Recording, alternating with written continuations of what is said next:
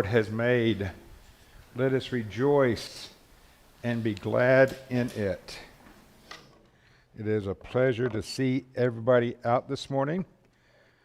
We didn't get the snow that we were supposed to, but that is fine. Enough is enough. But there's more coming. It's winter. We still have December, January, and February to go. Yeah, I know we're all fretting it. I'll hush. We are in chapter 12 this morning of Ecclesiastes, and we know what that means. This is the last chapter of Ecclesiastes. I hope you've enjoyed this as much as I have, looking in depth into what Solomon had to say to us. Hopefully it hasn't been all doom and gloom to you, even though that's the way he's portrayed it a lot. But again, this is our last chapter, so let's get through this. I've talked about chapter 3 when we looked at that it was a very popular chapter, that most people were probably familiar with that. It was talking about a time for everything under the sun. Even talked about how the Birds, the singing group back, I think it was 1960s, made it popular with their song, Turn, Turn, Turn, which referenced that chapter. Well, chapter 12 to me is very personal. You know that I grew up in a Christian family, and my parents were really involved in starting Scambia Christian School back in my hometown, Pensacola, along with other members in the church. There was, I think if I remember correctly, like 12 Churches of Christ in Pensacola. Jordan Street was... I don't know how much involved they were in it, but I know the first couple of years we didn't have a campus, and so we met in the Jordan Street auditorium. And then Brother John Paul Simon and his sister Maud, they had a 10-acre pecan grove that they donated to the school, and they built the first buildings in the corner of this pecan grove. And that was part of our, one of our fundraisers for the school was all the kids going up there and gathering up pecans and selling them to make money, what we didn't eat as well. But, you know, it was the big long pecans. I remember them going out there and just sitting around and eating.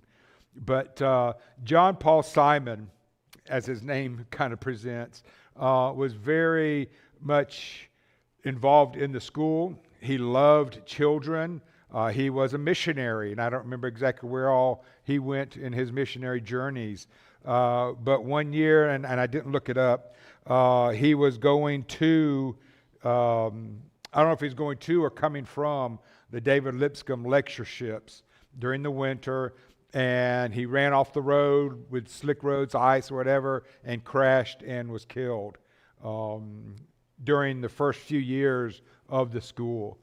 But I remember John Paul Simon standing up in front of the chapel as a young kid, probably first, second, third grade, I don't remember, and John Paul getting up and reciting from memory most of this chapter.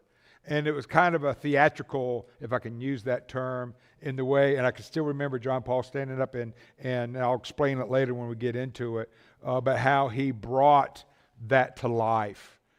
And so to me, I still remember it today, being however many years ago, John Paul reading this chapter. So again, it's a very thoughtful chapter to me and dedicated to him this morning. Press down. I'm going to be bringing up some physical ailments and describe personal attributes that might offend some people here this morning or some listeners on the internet. But remember, I am reading what Solomon wrote 3,000 years ago. Don't get mad at the messenger or the minister presenting you this chapter this morning. All I'm doing is just bringing across what the teacher wrote 3,000 years ago. So don't get mad at me. Solomon, in the last 11 chapters, has told us time and time again, in every way possible, that the joy and satisfaction that we get under the sun on this horizontal plane is vanity of vanities. It is a vapor, a mist. It is like chasing the wind. Now, I mentioned this idea last week in chapter 11, and it continues on here in chapter 12, where Solomon tells us that lasting joy and satisfaction is not tied to our personal belongings. It is not tied to what we do on this earth. Lasting joy and satisfaction is tied to our relationship, our personal relationship with God. And if we are not getting lasting joy and satisfaction today, maybe it's because we do not have a deep relationship with God. If our relationship with God is only, if I can use the term, skin deep, very superficial, then our lasting joy and satisfaction is going to be the same. We need to have a deep, meaningful relationship with God. And in return, we will have a deep and meaningful joy and satisfaction. In Ecclesiastes 12, verse 1, the essential ingredient for happiness today is, again, to have a relationship with God today. Verse 1, remember now your Creator in the days of your youth, before the difficult days come, and the years draw near when you say, I have no pleasure in them. Solomon is telling us how to live our life. Remember the days of your youth. Young people, and I'm referring to anybody under 20, maybe 30, remember the days of your youth before the hard or difficult days come. You might think it is rough and tough now, but wait. Just you wait. It gets worse. Remember those days of being home alone with your wife or your husband, and you were bored because you had no money to go anywhere or to do anything fun. Remember those date nights, those vacations, the pitter-patter of little feet running around your house or your apartment. Solomon is telling you to remember those days because those days will pass. Difficult and hard days, maybe years, are on their way. They are coming. Like walking down the aisle to give your daughter away to a strange man, watching your son drive off in his first car, having to move because of a new job, having to say goodbye to friends and loved ones, having to listen to the snap, crackle, and pop in the morning, and it's not your cereal, it's you getting up out of bed. Somebody was talking about that this morning.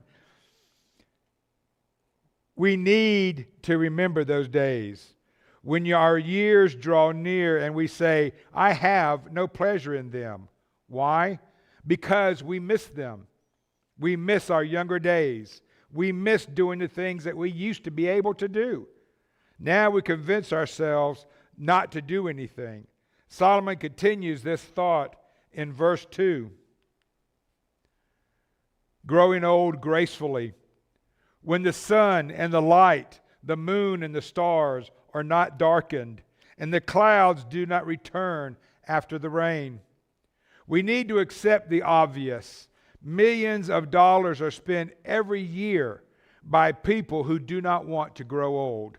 They nip here, they tuck there, they color their hair, they buy new wardrobes, they get flashy new cars, and do anything else to be young again.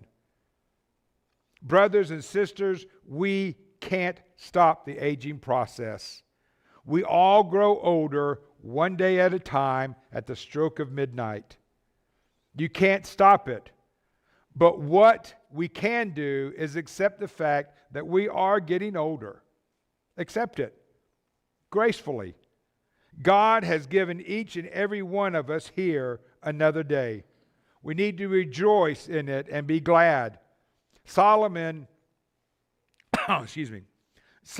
is going to give us some insight into that aging process. The commentaries that I read about these first 7 verses kind of contradicted each other and had totally different ideas of what these 7 verses meant. But I'm going to give you what Brother Paul Simon told me when I was in 1st or 2nd grade and how I interpret it. Your insight might be different, and that is okay. We, with God willingness, we will get older, both physically and mentally. Days and nights are going to come and go. Day and night after day, just like they have since the beginning of time, and they will continue to come and go until the end of time. Lord willing, after we are gone, our little life will have no effect on the days and nights as the earth continues to turn under the sun. Verses 3 and 4. This is the part that I remember John Paul standing in front of the chapel and explaining to the children. In the day when the keepers of the house tremble and the strong men bow down, when the grinders cease because they are few, and those that look through the windows grow dim, when the doors are shut in the streets and the sound of the grinding is low, when one rises up at the sound of a bird, and all the daughters of music are brought low. For most of us here this morning, we could see ourselves in these 2 verses. Solomon is describing about getting older. Some of us, if not all of us, experience these symptoms as we get older. The keepers of the house tremble. Having an unsure grip or a trembling hand is the first thing that Solomon describes. Remember, Solomon was the wisest man to ever live, but he still faced getting older. He could not prevent that, even though he was wise. My mother had back problems and was bent over for years, and the doctors could not figure out why she was doing that. They kept telling her to walk straight, and would bend her, but she couldn't do it. I'm having back problems today, and I get to see the doctor this week, hopefully, and find out what's going on. But that's just part of growing older. Our eyes, looking at the windows, will grow dim. Looking out over the audience, I see several people already wearing glasses. Why? Because our eyes are getting dimmer. My dad had macular degeneration, and it started off as just a little black speck in the front of his eyes. And the older he got, the wider that circle got, to where it took over his whole eyesight, and the only thing he could see was a peripheral vision. And to look at you, he'd have to turn sideways and just see you at the side of his eyes.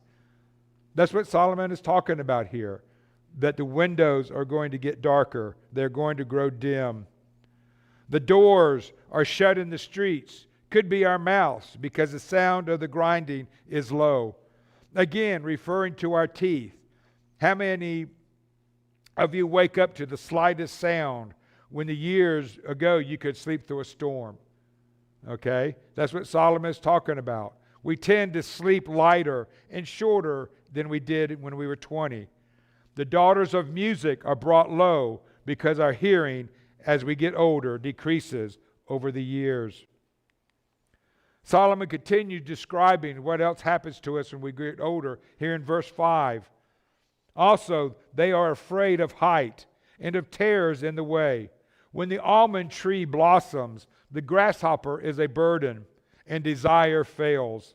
For man goes to his eternal home, and the mourners go about the streets. We tend to be less daring the older that we get. I talked about it last week, about climbing out on that frozen waterfall to get the picture. I wouldn't do that today. I'm not that daring. I'm not that stupid, I should say, than I was when I was 20. Okay? And that's how we are. The older we get, the less we want to do. The less we want to risk hurting ourselves and falling on the ice and breaking a hip or whatever. Okay? We get older, we get wiser. But those don't interest us anymore. We might not be scared of heights, but we don't need to get close to the edge either. We are more careful as the wiser we get in our older days. We understand better what our bodies can and cannot do. The almond tree blossoms can refer to how our hair, well, at least for most of us, grows white.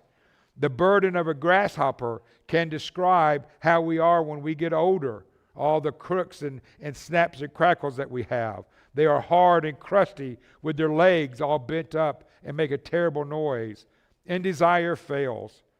Have you ever noticed the older people, not you, but older people, how they do things? You know, they don't do a lot of things as they used to do. You know, they're more reclusive and sit at home and watch TV or whatever. They have been there and they have done that and they've already seen it all. They don't really need to do it anymore. Sometimes I feel that way. I don't know about you. Verses 6 and 7, Solomon takes us to the end of our journey under the sun here in these verses. Verse 6, remember your Creator before the silver cord is loosed, or the golden bowl is broken, or the pitcher is shattered at the fountain, or the wheel broken at the well. Then the dust will return to the earth as it was, and the spirit will return to God who gave it. Remember your Creator. Remember God before the silver cord is loosed. I remember Brother Paul Simon reaching back to the back of his head when he read this verse. The silver cord referring to your spinal cord and it being loosened.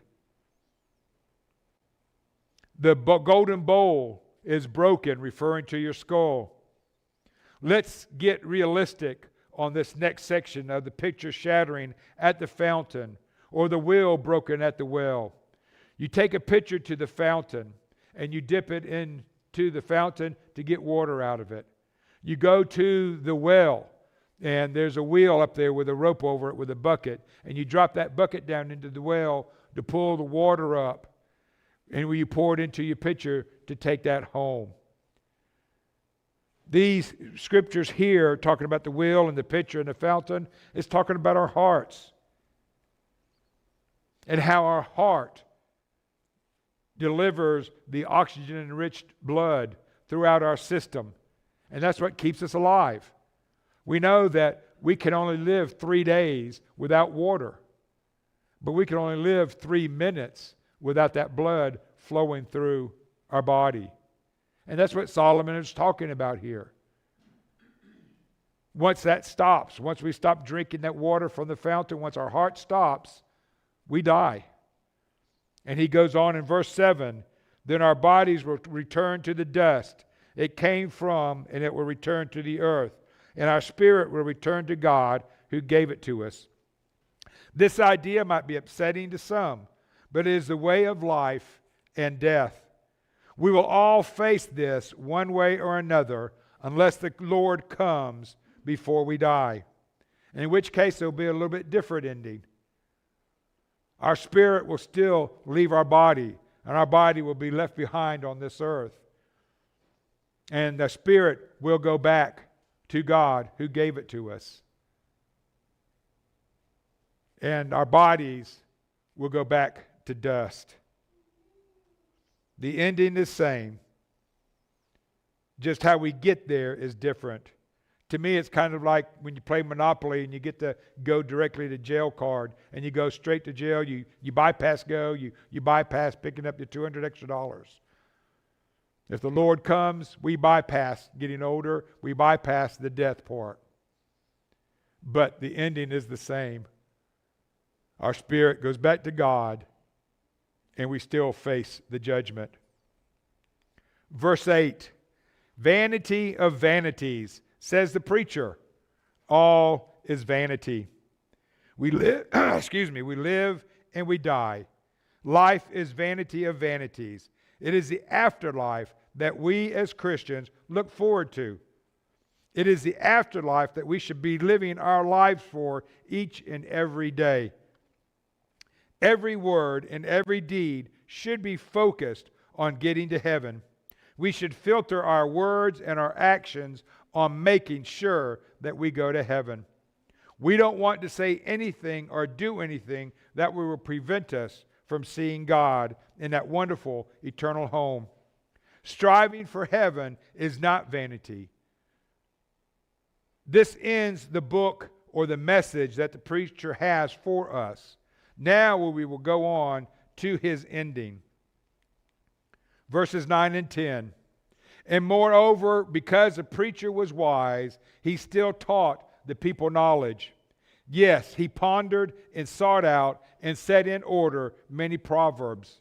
The preacher sought to find out acceptable words, and what was written was upright, words of truth. Again, I believe, as do many others, that Solomon was the writer of Ecclesiastes. The preacher goes on to say that he will set out to write another book of Proverbs. Kind of like the book of Proverbs, isn't it? As in the book of Proverbs, Solomon goes on to tell us that the words were upright and words of truth. Verses 11 and 12. The words of the wise are like goads, and the words of scholars are like well-driven nails given by one shepherd. And further, my son, be admonished by these. Of making many books there is no end, and much study is wearisome to the flesh. How have you taken the words of Solomon? Have you listened to his plea, his cries for a change in your life, or have you ignored him? Or have you thought, oh great, another chapter of vanities? Has Solomon stepped on your toes, or has he pulled on your heartstrings? Solomon is telling us that words of a wise man are like goads. What is a goad? Somebody who is driving oxen. Oxen are very headstrong. They're hard to control. And so they have what is called a goad. It is a rod that has either a metal spike on the end of it or the rod is sharpened. And they use that to goad the oxen to go where they want them to go. Because the ox is going to want to go off the path and go over here to the green grass and eat it. But the herdsman uses that goad and prods him and pokes him and gets him to go down the path. Solomon is telling us that that's what this is. That we sometimes need that goad to prod us in the right direction. And that's what the book of Ecclesiastes has been. He's been goading us to go the right path. Don't seek after these earthly pleasures that are going to give you pleasure for just a short time and our vanities. Instead, we need to be looking not on the horizontal plane under the sun, but a vertical plane with a relationship with God. And sometimes we need that goading, don't we? We need that prodding to keep us on the right path. And that's what Solomon is referring to here. That is what he is referring to. The nail is straight and true, not all crooked and useless. This well-driven nail, the true message, is given by the one shepherd who is our Lord and Savior, Jesus Christ. We as Christians need to be admonished by these sayings of the shepherd. Think about that statement for a minute. You listen to me read these 12 chapters thinking it was Solomon speaking. Do these words of vanity take on a different meaning, knowing that they came from Jesus, the shepherd, the one true shepherd? Think about that for a minute or two. I have always loved this last statement by Solomon, that too much studying is wearisome to the flesh. That doesn't mean you don't have to study. You still have to study. Spoiler alert? Well, there won't be a spoiler alert this week because we are actually going to read again Ecclesiastes 12:13 in its rightful place. Let us hear the conclusion of the whole matter. The whole matter of Ecclesiastes, everything that Solomon has told us, how to live our life under the sun on a vertical plane, not horizontal, how to live our lives for Christ. It is to fear God and to keep His commandments. Fearing God doesn't mean coiled up in the corner over here, fear that anything you say or do is God's going to strike you down. No, it's a respectful fear, knowing what will happen, which we're going to talk about, if we don't fear God and we don't keep His commandments. This is man's all. This is mankind's all. This is all that we should be focusing on, is keeping God's commandments.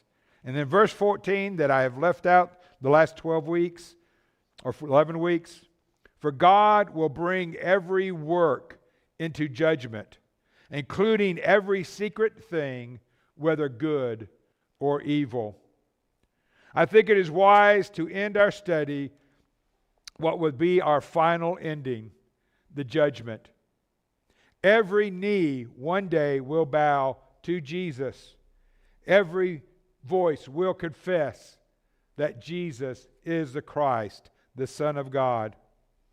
We will live our lives here, but we will give an account to Jesus. We have to give an account of our lives that is written in the book of life. We read of this in Revelations 20, verses 12 through 15. Everything in our life will be judged. Even the things you thought that you were doing in secret. Whether those things were good or whether those things were bad. They will all be brought to light and you will be held accountable. This, brothers and sisters, is the end of our study in Ecclesiastes. Both of our studies in Ecclesiastes will end in the times that we know. Everything will end. The question to you is, how will you be judged? Will you keep your faith no matter what? Will you live horizontally? Or will you live vertically? Will you continue living your life for today, for yourself, for what you want? Or will you live your life for God? Will you live your life thinking vertically instead of horizontally? Will you be thinking about that home in heaven and doing everything possibly that you can to get that home in heaven? That's what we got to do. And we can't do it by ourselves. We need each other. We need each other. We need to encourage each other. We need to build each other up. We need to help each other when we have bad days. But we can only get help if we let people know that we need help. We can't keep it inside.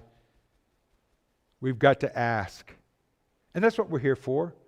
Let us know. Let us pray for you. Let us help you get through those hard, difficult times. And we might not know what to do, but we can pray for you. You'd be surprised how just a prayer can lift so many burdens. But you need to let us know. Maybe you haven't put Christ on in baptism, and that's something that you need to do so that you can have that home in heaven. The baptistry is always ready. Let us know. Let us take care of your sin problem. Please let your wishes be known as together we stand and sing.